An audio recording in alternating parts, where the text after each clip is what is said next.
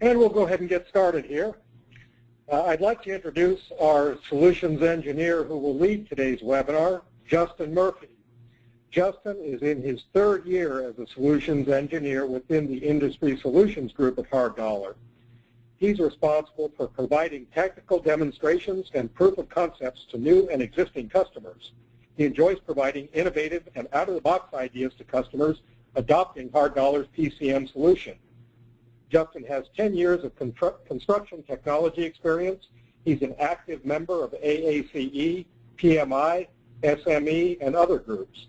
His industry experience includes mining, oil and gas, infrastructure, and energy. And now it's my pleasure to introduce today's presenter, Justin Murphy. Thank you, Tony. Thank you for everyone joining us today. My name is Justin Murphy, and Solutions Engineer.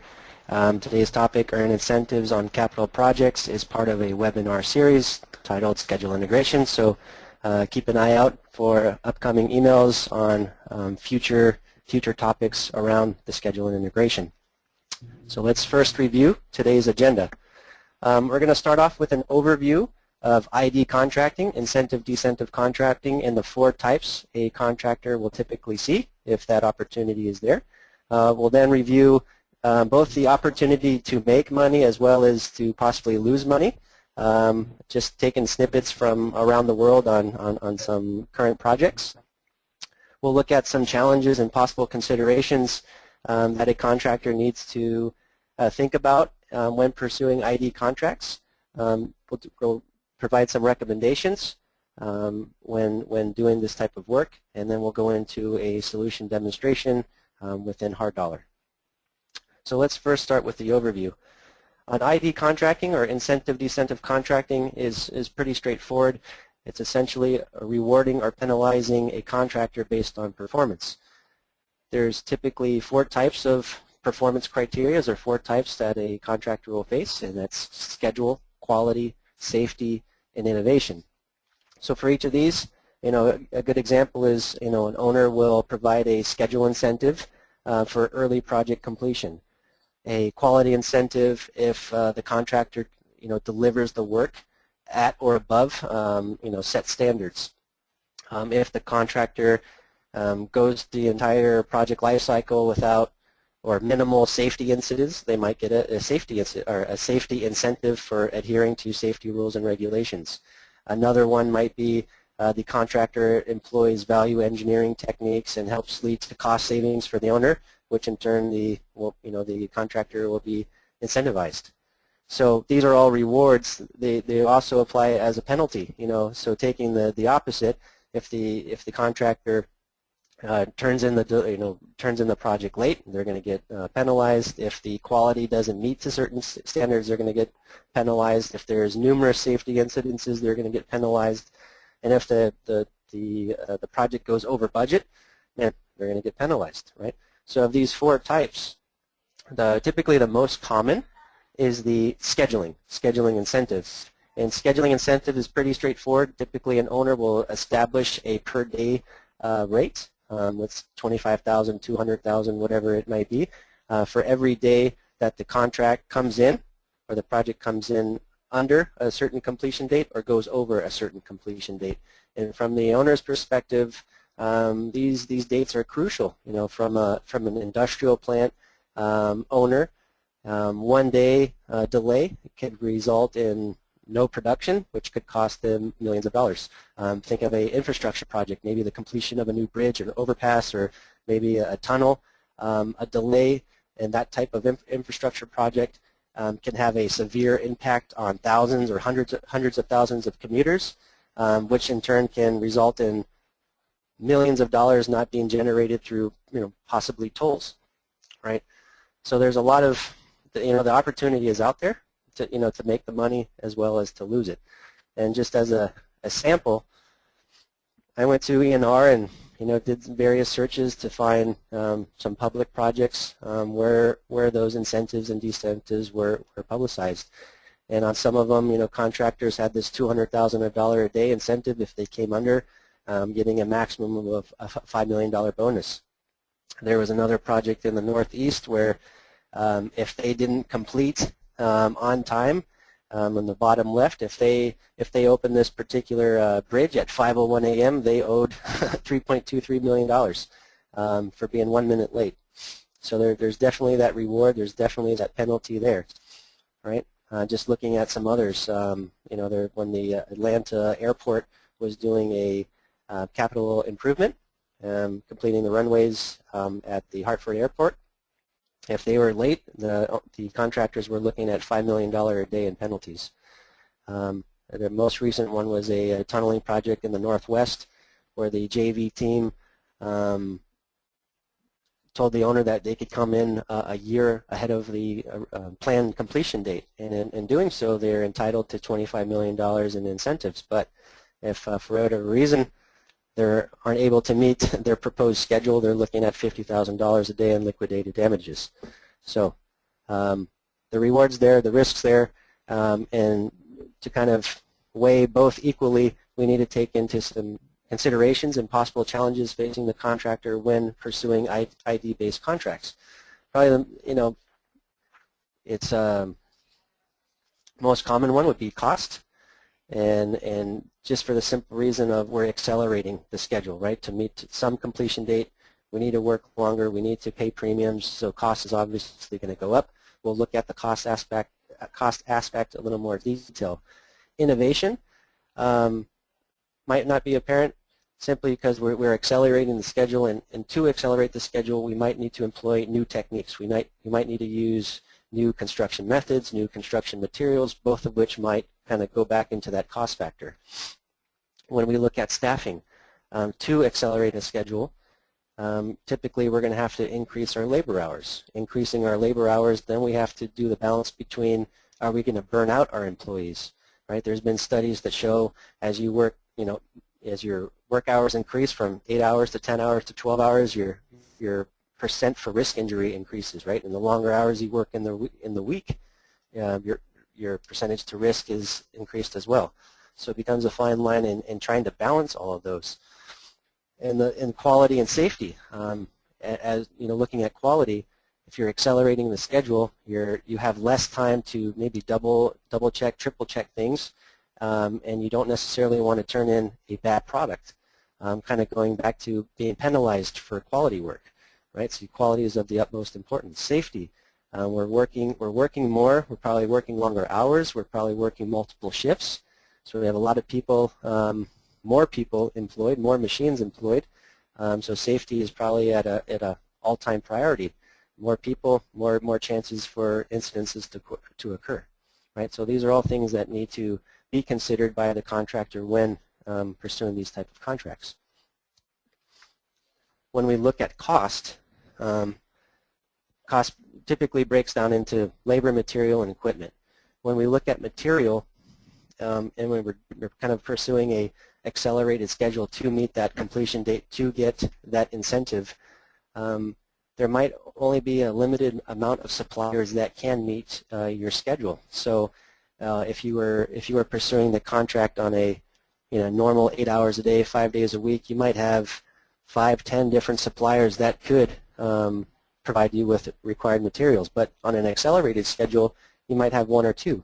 So when you reduce it from 10 to 1, that particular supplier might charge a premium in order to keep you on schedule for your material. So it becomes more of a supply and demand issue. When we look at labor, labor costs are pretty self-explanatory. If the labor craft, labor staff are going to work more hours, we now have to account both standard time, overtime. If we're getting into multiple shifts, we have to talk about premium time. Right? All that is going to change the cost dynamic pretty drastically. When equipment, if we're doing those multiple shifts, the equipment's going to be out there longer. Productivity is probably going to be decreased. We have to take into account the more cost for fuel for the consumption. We might have to extend leases. We might have to rent more equipment, so the cost of equipment might go up. On the overhead, if going into that accelerated schedule again and working longer hours, working more shifts, we might have to extend our supervision, or our superintendents, our foremans, or basically our overhead staff to ensure that that project comes in and we're meeting the quality and safety standards. So then there's a cost increase for the overhead. And taking into account the material, possible material changes, labor changes, equipment changes, overhead, are we still going to make profit on the job? So just from the cost impact considerations, this is what something a company should consider. So recommendations for a contractor. This interesting slide, and I'll explain it. A survey was conducted and that interviewed both contractors and owners. And the first question was, what should be employed? What's the first method you would use to, deliver an ID contract that has a schedule incentive? A contractor said, let's just add more manpower, which is right. But when they asked that question to the owner came back and said, yeah, the add more manpower is important, but what's more important is that we probably need to utilize advanced equipment and machines. We need to adopt advanced construction techniques, which kind of goes back to that innovation. We need to increase productivity, or increase workers' productivity and make sure they're motivated to probably work these crazy hours. And last but not least is the proper planning and scheduling. Do we have the estimate? Do we have the schedule? Do we have any idea? Do we have a real idea if we're going to meet this schedule, and do we have eyes in on our cost, and are we optimized to deliver the work? So this last one, proper planning and scheduling, is really where Hard Dollar comes into play. Through Hard Dollar, some simple things that we can do is take an estimate, define in our cost breakdown structure, and create a baseline schedule in a scheduling application like Primavera P6 or MS Project. We can maintain the schedule and the scope updates so the estimate stays in sync with either of those applications. But more importantly is we can do those what-if scenarios. So as maybe we are awarded an ID contract, and initially when we laid out the plan, we were working 8-hour days, 5 days a week. But as we brought in the factors, the finish milestones, that incentive date, perhaps we needed to make quick shift arrangements or production shifts. Perhaps we needed to add in more crews. And by quickly changing things within the estimate, either on a global basis or kind of a one-off by each activity, we can quickly change the P6, change that critical path, and maybe get a better idea of how we're going to meet that early incentive date, right? And all of this is possible through Hard Dollar's PCM solution, and one of those facets is being able to integrate that estimate and schedule. So with that, let us go into a demonstration of this. So I am showing Hard Dollar. I'm on this webinar pipeline project looking at the cost breakdown structure. Let me just confirm that with my team that we're seeing this screen. Shannon, Tony, do we see this? Yes, sir. Okay, thank you. So we're looking at the cost breakdown structure. It's a very simple pipeline job. We're looking at a simple view, simple in the sense we're just looking at quantity, unit of measure, unit cost, and total cost.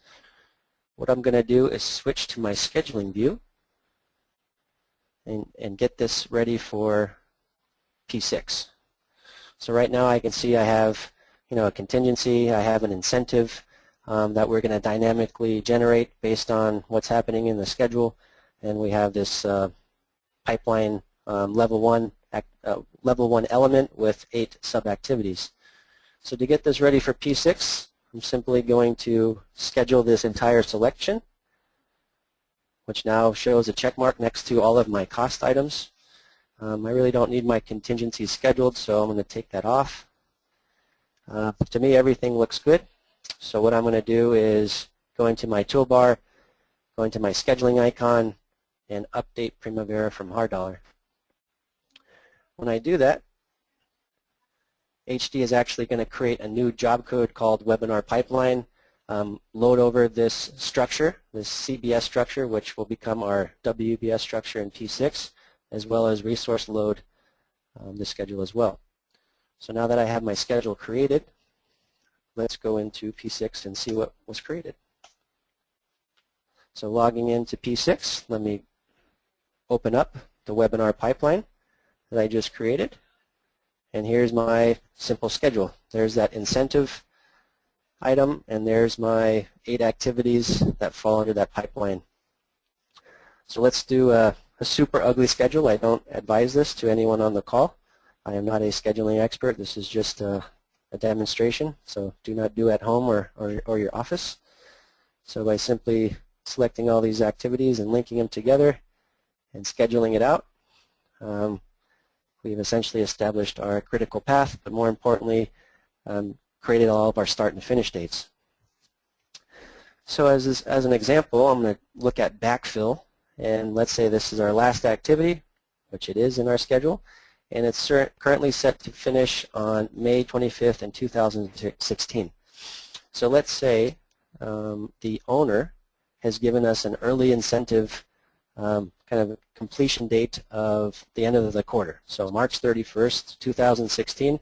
If we can deliver the project before that, he or she's gonna give us $25,000 per day for every day that we're under.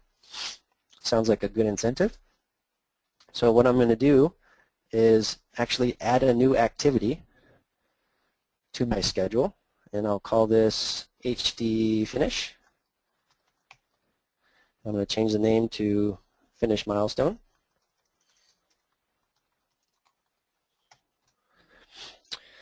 So now we have our Finish Milestone. I need to make a quick adjustment here and change the activity type from task dependent to finish. Right? So now it's a Finish Milestone, and I'm going to set the finish date to 31 March 16. All right, so now we have our Finish Milestone date. And just right there we can see our backfill is a little bit off, so we're going to make some quick adjustments on hard dollar to see if we can get it below that particular date. I also want to calculate an incentive. So if for every day, as I said, that we come under March 31st, we're going to be awarded $25,000. So within this incentive task, I'm going to switch this to a level of effort from task dependent to level of effort, and I'm going to tie it to 2 activities. The first, its predecessor is going to be the backfill, and its successor is going to be that Finish Milestone. Right? And let's schedule this out. So now we have that incentive, and since the backfill is completed after the Finish Milestone, there's basically 0 incentive right now. We can go in and possibly calculate the negative impact, but we'll do that on another webinar. So just looking at this, that backfill item, we need to somehow get this under. So what we can do is go back into hard dollar and make a quick global change to our shift arrangement. By going into our forms job properties, we can review the shift arrangement under our cost basis. So our shift arrangement right now is the kind of a default, 8 hours a day, 5 days a week. Let's just see what happens if we change this to a 10-hour day. I can go into my shift rate calculator. I could maybe come up with a custom shift arrangement, take into account multiple shifts and multiple pay scales on how I want to pay the standard time, double time, and premium time. But I have a shift arrangement already saved in my library that I'm just going to load in. So by loading that saved configuration, we're working 10 hours a day, Monday through Friday. The first 8 hours of every day are going to be associated with our standard rate, or scale 1. And the remaining 2 hours of every day is going to be associated with scale 2, which is typically time and a half. So now that we have that quick change, I'm going to hit OK. So now that shift arrangement has been employed to various activities, reducing durations in some cases. So let's just see real quickly what that impact is. By going back into my scheduling icon and hitting Update Primavera from hard dollar, we're going to essentially resync, keep the 2 systems up to date with one another. And let me go back into P6 and refresh the data. So I can quickly tell that some of the durations have collapsed based on that new shift arrangement. So let me just schedule it for it to take effect. So by changing from a 8-hour day to 10-hour day, when we look at backfill, we reduced our completion date from May down to February. Pretty significant change. And moreover, when we look at the incentive is now being completed or starting to accumulate on February 1st, which is 42 days to March 31st. So now we're looking at over $1 million in incentive pay based on this kind of a schedule I put together. So now that we have this, we have a schedule, we've changed the shift arrangement, we now have incentive being automatically calculated, the duration for that incentive being calculated. Now we can go back into hard dollar and update hard dollar with all the start and finish dates. And doing that, we now have all of our start and finish dates. We have that plug duration, or the duration for the incentive, and our incentive is being,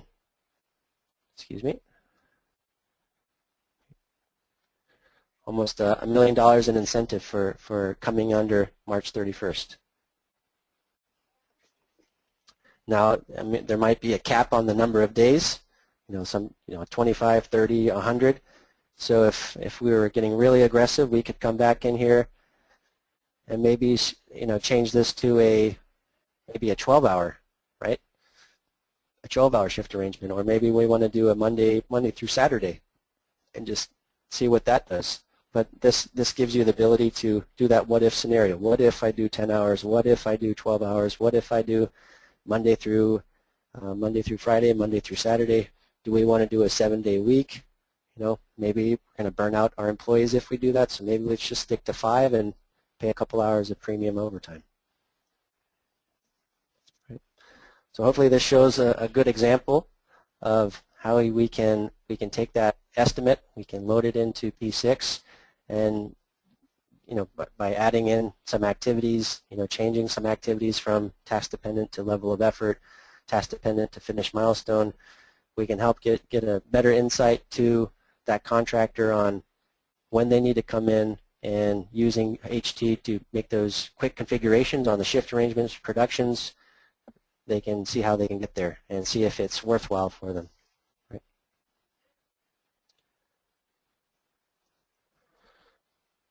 So, in conclusion, when a contractor is pursuing these IDs, or these incentive-decentive projects, a couple of things to consider.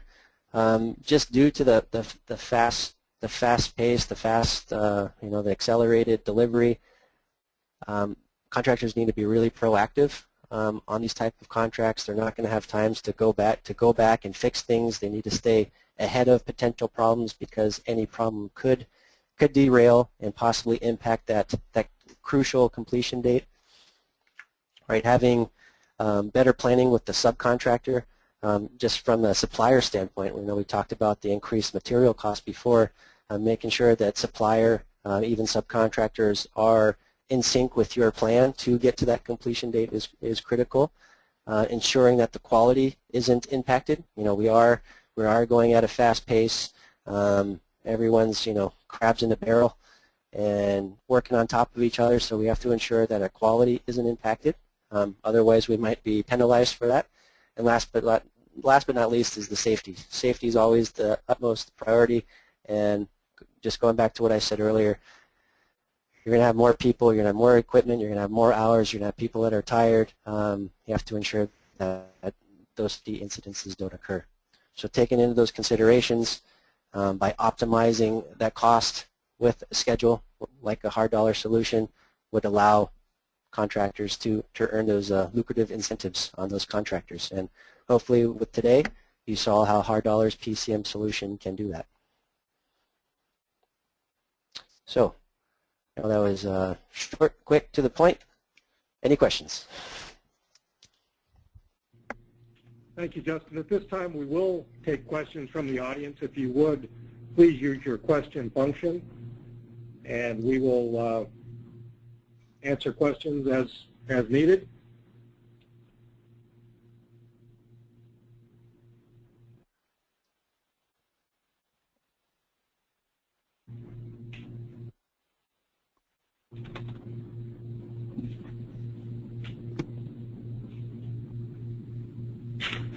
And it looks like we have a couple of questions related to Primavera.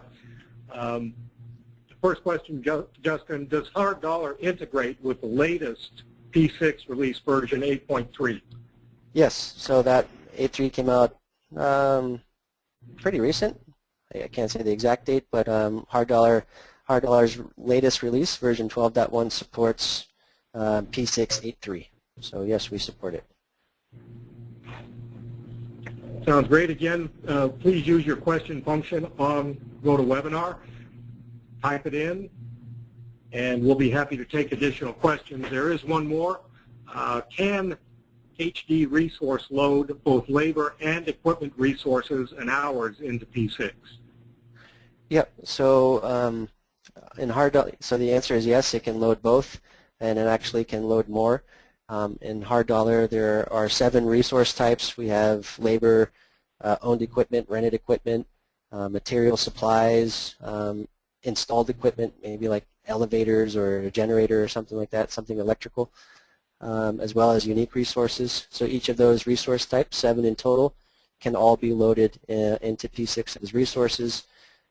And for the most part, you know, the labor gets mapped to the labor units, and everything else is the non-labor. So hopefully that answers your question. We do have a couple of other questions that have now come in. How do you negotiate an incentive when an external issue creates delay? How do you negotiate an incentive? How do you negotiate an incentive when an external issue creates a delay? Yeah, that's a good one. That's actually a point that I didn't really cover on one of the things the provisions is the contract administration. How do you deal with that stuff? How are you measuring things? Is it calendar days, work days? What happens when external things happen? Those all have to, I guess, be put into the lingual language of the contract documents and execution documents. And I'll just assume maybe something external might be a hurricane hits or some natural disaster that's, you know, active nature that neither you or anyone could have avoided. So because of that, yeah, you obviously lose your incentive if the owner doesn't take that into account. So hopefully that answers something. I would just refer back to it has to be in the contract documents when those things occur. Sounds great. I hope that answered the question. If not, feel free to resubmit. We have another one. Is Primavera necessary to utilize HD, or can the product stand alone? And if it can stand alone, what are the pros and cons? So it can stand alone. You don't need P6. You don't need MS Project. You could essentially do a manual schedule, and for our cost breakdown structure, you could associate dates, you know, timing of that. But it becomes a very manual process. So maybe the pros and the cons on the positive side, if you have a high level estimate, high level structure, and you just basically want to put in some periods to your estimate to help generate some cash flow diagrams, that would be possible. But the more detailed you get, the more dates you have to put in, and that really becomes easier to do with a scheduling tool like P6. So there's I guess a trade-off. If it's very high level, maybe doing it manually in Hard Dollar for conceptual phases might be appropriate, but as you get into those low-level details, maybe using a scheduling application is more applicable.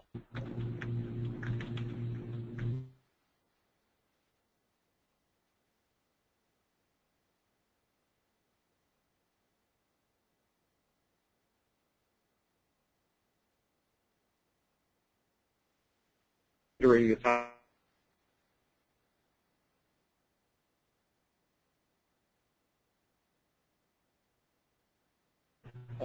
suggest budget or project costs depending on the type of project?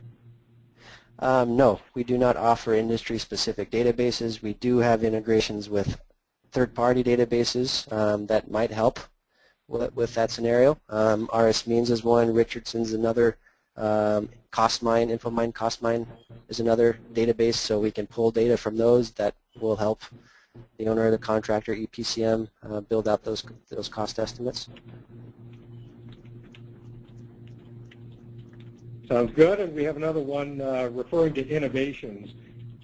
Wouldn't going a little bit over the project scope in terms of the finished product be considered a negative impact on the agreed upon quality requirements specified for the project? Do you understand that? Do I need to repeat that? Yeah. Again, referring to innovations, going over the project scope in terms of the finished product, is that considered a negative on the agreed upon quality requirements? It depends. I mean, it depends how the owner measures innovation. Is he getting a lot more bang for his buck? You know, is he getting the Rolls Royce, you know, paying an extra $1 million? Maybe there was a trade-off somewhere else. It all goes back to the contractor and what contractor and owner agreed upon.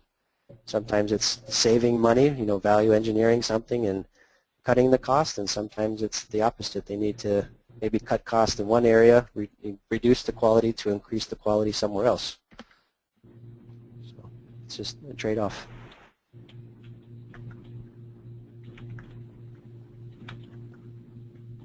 And do we have any further questions from our attendees today?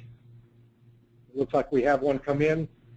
Someone has their current scheduling tool as MS Project and an EPM with Project Server. Does HD integrate with Microsoft Solution?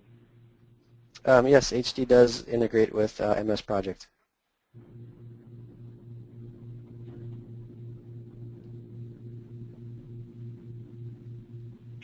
Any additional questions from any of the attendees?